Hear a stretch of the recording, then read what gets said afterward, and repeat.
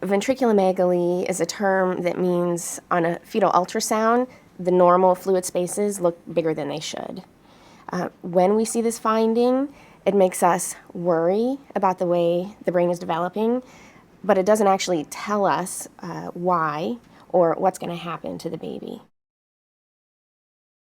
They measure the fluid-filled structures, or what doctors will call the lateral ventricles, on ultrasound, and when they have a measurement of 10 millimeters or greater, then they are considered too large, and you'll be told that your fetus has ventriculomegaly. When we see ventriculomegaly, we know there are a lot of different potential causes. Some are mild and some are serious.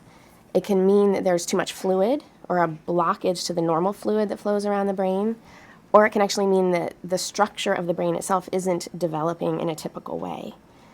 The only way to really understand which ventriculomegaly might mean for your fetus is to actually do some other tests and work with your doctor. If your doctor does a fetal ultrasound and finds ventriculomegaly, what will happen next is a recommendation for other testing. One of the things that will be done is to follow the size of the ventricles or fluid spaces throughout the pregnancy at intervals.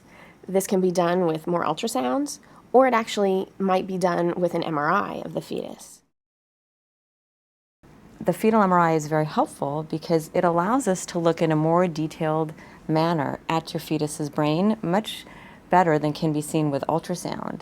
And because of this, the fetal MRI can better evaluate how your fetus's brain is developing, and in particular, if your fetus has ventriculomegaly, it can look to make sure that there are no other abnormalities in your fetus's brain and that all the other general markers of the fetal brain development are appropriate for this stage of your pregnancy. In addition, we actually want to get a closer look at how the rest of the brain is developing, again with ultrasound or with MRI.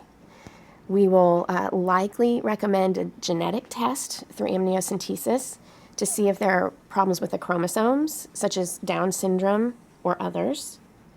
Your doctor will also likely do a test for a few serious infections that can happen during pregnancy and affect the fetus.